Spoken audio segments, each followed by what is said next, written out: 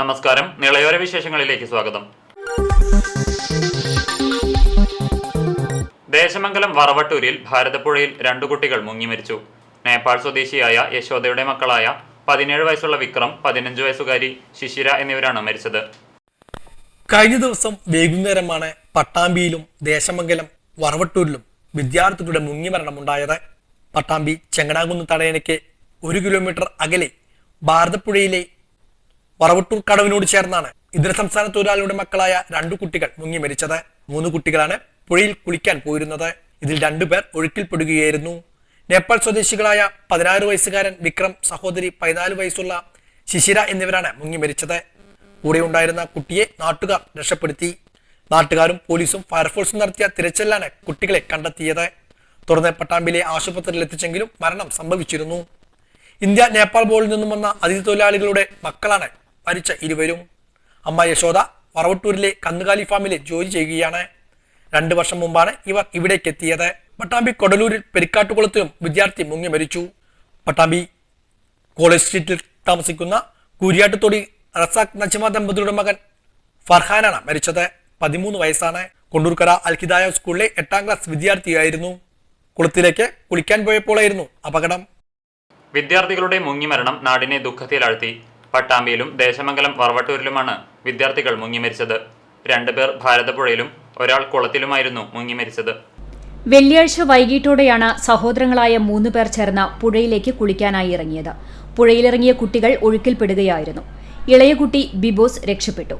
ഒഴുക്കിൽപ്പെട്ട കുട്ടികളെ നാട്ടുകാരും പോലീസും ഫയർഫോഴ്സും ഉദ്യോഗസ്ഥരും ചേർന്ന് നടത്തിയ തിരച്ചിലാണ് കണ്ടെത്തിയത്. ഉടൻ സമീപത്തെ ആശുപത്രിയിൽ എത്തിച്ചെങ്കിലും മരണം സംഭവിച്ചിരുന്നു. പോലീസ് മേൽനടപടികൾ സ്വീകരിച്ചതിനു ശേഷം മൃതദേഹം തൃശൂർ മെഡിക്കൽ കോളേജ് ആശുപത്രി മോർച്ചറിയിലേക്ക് മാറ്റി.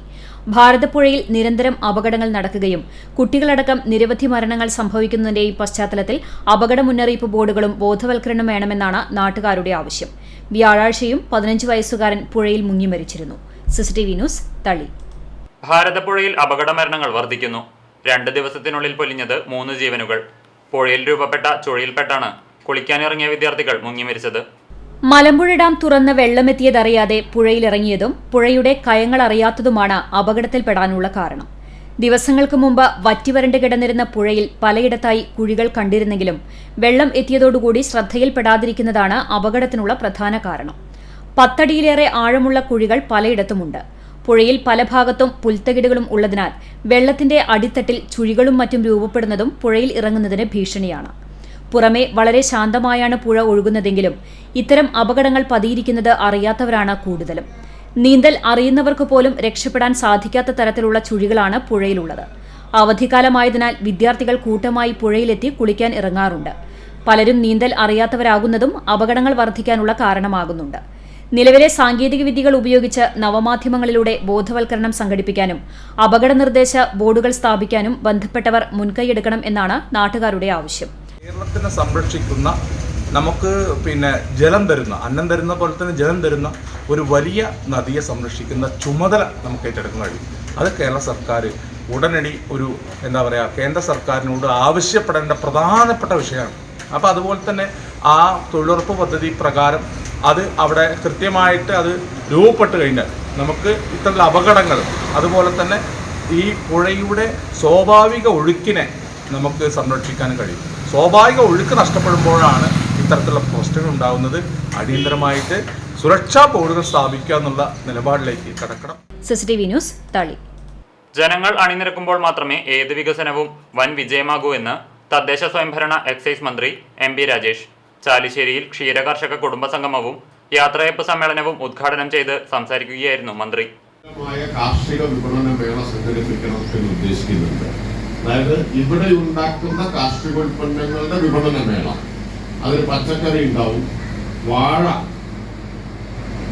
ഉദ്യോഗസ്ഥ തലത്തിൽ മാത്രം നിന്നാൽ പോലെ ജനങ്ങൾ അണിനിരക്കുമ്പോൾ മാത്രമേ ഏത് വികസന പരിപാടിയും വൻ വിജയമായി മാറുകയും അതിന്റെ ഗുണം ജനത്തിന് കിട്ടുകയും. അപ്പൊ എന്തായാലും നിങ്ങളെല്ലാവരുടെയും ചാലിശ്ശേരി ക്ഷീര സഹകരണ സംഘത്തിന്റെ പിന്തുണ ഞാൻ അഭ്യർത്ഥിക്കുകയാണ്. പാല് കൃഷി ചെയ്യുന്നതോടൊപ്പം തന്നെ അവിടെ നിന്നാവുകയായിരുന്നു എന്നാൽ വലിയ മാറ്റം നമുക്ക് ഉണ്ടാക്കാൻ പറ്റും. ഞാൻ തദ്ദേശ സ്ഥാപനങ്ങൾ ജനപ്രതിനിധികളോടൊക്കെ പലതവണ ഈ കാര്യങ്ങൾ പറഞ്ഞതാണ്. അവരുടെ എല്ലാം യോഗങ്ങളൊക്കെ വിളിച്ചു ചേർത്തതാണ്. എന്തുകൊണ്ടോ നമുക്കത് വേണ്ടത്ര ജനകീയമാക്കാൻ ഇതുവരെ കഴിഞ്ഞിട്ടില്ല. അപ്പം ഇനി മുതൽ അത് ജനകീയമായ പരിപാടിയാക്കണം. അപ്പം നിങ്ങളുടെ എല്ലാവരുടെയും പിന്തുണ അതിനുണ്ടാവണമെന്ന് അഭ്യർത്ഥിക്കാനാണ്. കാർഷിക മേഖലയിൽ സർക്കാർ കൊണ്ടുവരുന്ന പദ്ധതികൾ പലരും ജനപങ്കാളിത്തത്തിന്റെ അപര്യാപ്തത മൂലം പൂർണ്ണമായി പ്രാവർത്തികമാക്കാത്തതാണ്. തൃത്താല മണ്ഡലത്തിൽ നെൽകർഷകർക്കും കേര കർഷകർക്കും ക്ഷീരകർഷകർക്കുമായി ഈ വർഷം പല പദ്ധതികളും സർക്കാർ ആവിഷ്കരിച്ചിട്ടുണ്ട്. ഇതെല്ലാം ഔദ്യോഗിക പദ്ധതികൾ മാത്രമായി ഒതുക്കാതെ ജനപങ്കാളിത്തത്തോടെ നടപ്പിലാക്കാൻ കർഷകരും തദ്ദേശ സ്വയംഭരണ സ്ഥാപനങ്ങളും മുന്നോട്ട് വരണമെന്നും മന്ത്രി ചൂണ്ടിക്കാട്ടി. ചാലിശ്ശേരി ക്ഷീരസഹകരണ സംഘത്തിൽ മിൽക്ക് ടെസ്റ്ററായി ദീർഘകാലം ജോലി ചെയ്ത് വിരമിക്കുന്ന വനജയെ മന്ത്രി പൊന്നാടയണിയിച്ച് ഉപഹാരം നൽകി ആദരിച്ചു. Thrithala block panchayat vice president PR Kunhunni അധ്യക്ഷനായി. തൃത്താല മണ്ഡലം MLA TP Kunhunni, block panchayat member Dhanya Surendran, panchayat മെമ്പർമാരായ VS ശിവാസ്, ഹുസൈൻ പുളിഞ്ഞാലിൽ, PV രജീഷ്, മലബാർ മേഖലാ ക്ഷീരോത്പാദക union director VV Balachandran, Pattambi PNI unit head Urmila Kumari, Thrithala dairy officer Sreelatha, veterinary superintendent doctor Jyothish Kumar, രാഷ്ട്രീയ കക്ഷി നേതാക്കൾ തുടങ്ങിയവർ സംസാരിച്ചു. CCTV news, Thrithala. ഇടവേള. CCTVയിലൂടെ നിങ്ങളുടെ പ്രിയപ്പെട്ടവർക്ക് തീർത്തും സൗജന്യമായി ആശംസകൾ നേരാം. ജന്മദിനം, വിവാഹം, വിവാഹ വാർഷികം തുടങ്ങിയ അവിസ്മരണീയ ആഘോഷവേളകളിൽ നിങ്ങളുടെ പ്രിയപ്പെട്ടവർക്ക് CCTVയിലൂടെ തികച്ചും സൗജന്യമായി ആശംസകൾ നേരാം. അതിനായി ഫോട്ടോയും വിശദാംശങ്ങളും മെയിൽ അയയ്ക്കുകയോ അല്ലെങ്കിൽ ഓഫീസിൽ വൈകിട്ട് 4 മണിക്കുള്ളിൽ നേരിട്ടെത്തി നൽകുകയോ ചെയ്യാം. WhatsApp number 89 43 35 14 00. Mail ID cctvnews@gmail.com. ആശംസകൾ മെയിൽ അയക്കുന്നവരും വാട്സ്ആപ്പ് ചെയ്യുന്നവരും നിർബന്ധമായും ഓഫീസിൽ വിളിച്ച് ഉറപ്പുവരുത്തേണ്ടതാണ്. കൂടുതൽ വിവരങ്ങൾക്ക് 89 43 35 14 00, 89 43 35 14 26. നമ്പറുകൾ ഒരിക്കൽ കൂടി: 89 43 35 14 00, 89 43 35 14 26. CCTV, നിങ്ങളുടെ സ്വന്തം പ്രാദേശിക ചാനൽ. വാർത്തയിലേക്ക്. വിട്ടുവീഴ്ച സമീപനം സ്വീകരിച്ചുകൊണ്ട് നാടിനെ മാലിന്യമുക്തമാക്കാനാവില്ലെന്ന് മന്ത്രി MP രാജേഷ്. ഇക്കാര്യത്തിൽ രാഷ്ട്രീയ പാർട്ടികളെന്നോ വ്യാപാരികളെന്നോ നോക്കാൻ കഴിയില്ലെന്നും മന്ത്രി വ്യക്തമാക്കി. പള്ളിപ്പുറം സർവീസ് സഹകരണ ബാങ്കിന്റെ യാത്രയപ്പ് സമ്മേളനത്തിൽ സംസാരിക്കുകയായിരുന്നു മന്ത്രി. നേതൃത്വം പ്രതികരിച്ചു. പരസ്യമായ പ്രസ്താവനയിലൂടെ ആഹ്വാനം ചെയ്തു പ്രവർത്തകർ തങ്ങളുടെ സ്ഥാപിച്ച പ്രചരണ സാമഗ്രികൾ നീക്കം ചെയ്യണം എന്ന്. അത്യപൂർവം നടന്നു, ഭൂരിഭാഗം നടന്നിട്ടില്ല. ഞാനിപ്പോൾ ഇന്നൊക്കെ സഞ്ചരിക്കുമ്പോഴും സ്ഥാനാർത്ഥികൾ ഇങ്ങനെയൊക്കെ നിൽക്കുന്നുണ്ട്. എപ്പോഴും ഇനി ഇങ്ങനെ നിൽക്കേണ്ട കാര്യം എന്താ? അതെടുത്ത് മാറ്റാൻ പാർട്ടികളുടെ സംസ്ഥാന നേതൃത്വം, എല്ലാവരും ഇല്ല, ചിലര് പറഞ്ഞു. പക്ഷെ ആ ഒരു ബോധത്തിലേക്കും കൾച്ചറിലേക്കും താഴെ എത്തിയിട്ടില്ല. അതുകൊണ്ടോ നടന്നിട്ടില്ല. കുറച്ച് നടന്നു, ഇല്ല എന്ന് ഞാൻ പറയുന്നില്ല. അത് നടന്നിട്ടില്ല. ഗവൺമെന്റ് നിർദ്ദേശം കൊടുത്തിട്ടുണ്ട്. 10 വരെ സമയം കഴിഞ്ഞു. ഇനി പഞ്ചായത്ത് അല്ലെങ്കിൽ മുനിസിപ്പാലിറ്റി അത് നീക്കം ചെയ്യുക, അതിന്റെ ചെലവ് രാഷ്ട്രീയ പാർട്ടികളിൽ നിന്ന് ഈടാക്കുക. ഇലക്ഷൻ കമ്മീഷനും അത് പറഞ്ഞിട്ടുണ്ട്. കാരണം പിന്നെ രാഷ്ട്രീയ പാർട്ടികൾക്കൊരു ഇളവ് ഇല്ല, ആർക്കും ഇക്കാര്യത്തിൽ ഇളവില്ല. ആരോടും ഒരു വിട്ടുവീഴ്ചയുടെ സമീപനം സ്വീകരിച്ചുകൊണ്ട് മാലിന്യമുക്തമാക്കുക നാടിനെ എന്ന ലക്ഷ്യം കൈവരിക്കാനും പറ്റില്ല. അതുകൊണ്ട് ചിലർക്ക് വ്യാപാരികൾക്കൊക്കെ കുറച്ച് ഇങ്ങനെയൊക്കെ നിയമം കർശനാക്കി എന്താ ചെയ്യാൻ പറ്റുക? രാഷ്ട്രീയ പാർട്ടികളോടും കർശനമാണ്, വ്യാപാരികളോടും കർശനമാണ്, ബാക്കി ആരൊക്കെ ഉണ്ട് അവരോടൊക്കെ കർശനമാണ്.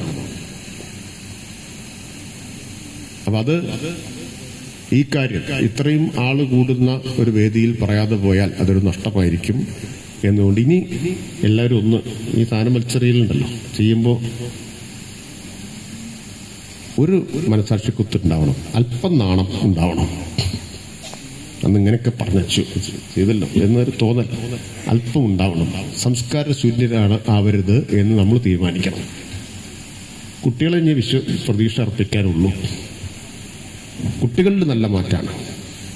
ഇപ്പോൾ വളരെ പ്രധാനപ്പെട്ട ഒരാള് കഴിഞ്ഞ ദിവസം എന്നെ കാണാൻ വന്നു, പേര് ഞാൻ പറയുന്നില്ല. പള്ളിപ്പുറം സർവീസ് സഹകരണ ബാങ്കിൽ നിന്നും വിരമിക്കുന്ന T സുധാകരനെ ബാങ്ക് ഭരണസമിതിയുടെയും ജീവനക്കാരുടെയും നേതൃത്വത്തിൽ സമുചിതമായ യാത്രയയപ്പ് നൽകി.